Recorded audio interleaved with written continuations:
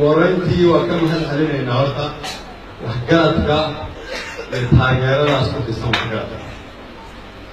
مركز لبعض waxaan rabaa inaan idin iftiimiyo kow isbeddel walba oo dhaca waa xanuun xataa haddii uu yahay isbeddel ka turjumaya wanaag iyo mustaqbal fiican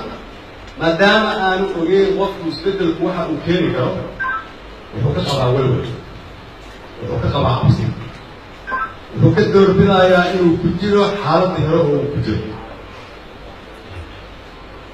maadaama aan la ogeyn waxa imaan doona qof waliba waxaa u wanaagsan inuu isku joogo meeshaan joogo laakiin su-aashaan isweydiinayna waxay tahay meesha aan joogno ma ku qanacsannahay ma ku qanacsannahay in heshiikayaal lagu wato magaalada xamar ma ku qanacsannahay jidadkeenu inay nus xiran yihiin weli ma ku qanacsannahay boqolkiiba 70 oo ay shacabka Soomaaliyeed dhalinyaro yihiin inay baagamudo yihiin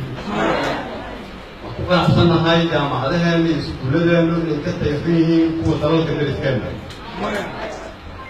haddii aanan ku qanacsanayn waxaan iska idinka codsanayaa sida soo socota waan isku daynay sidii hore halkanna waan dhaafiyey haddii aan marka geesinimo yar muujin oo aqbalno in aan isbeddel samayno fursadda aan dalkan ku gaarsiin karno meel ka wanaagsan meesha hadda uu joogo ayaa ka weyn inaan dib u noqono sidaas daraaddeed horta waxaan codsanayaa inaan sidii haddaba halkan aad noo weydiinaysay su-aalaha hore inaad noo weydiisaan waa run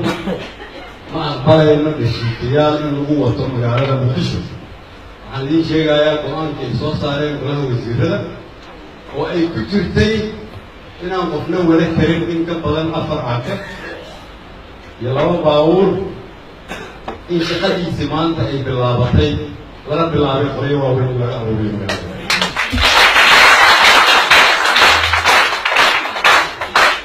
si marka hawshaas iyada ahi ay u socoto waxaan idinka codsanayaa inaad adkaysataan nagala shaqaysaan isbeddelka dowladnimo oo muuqda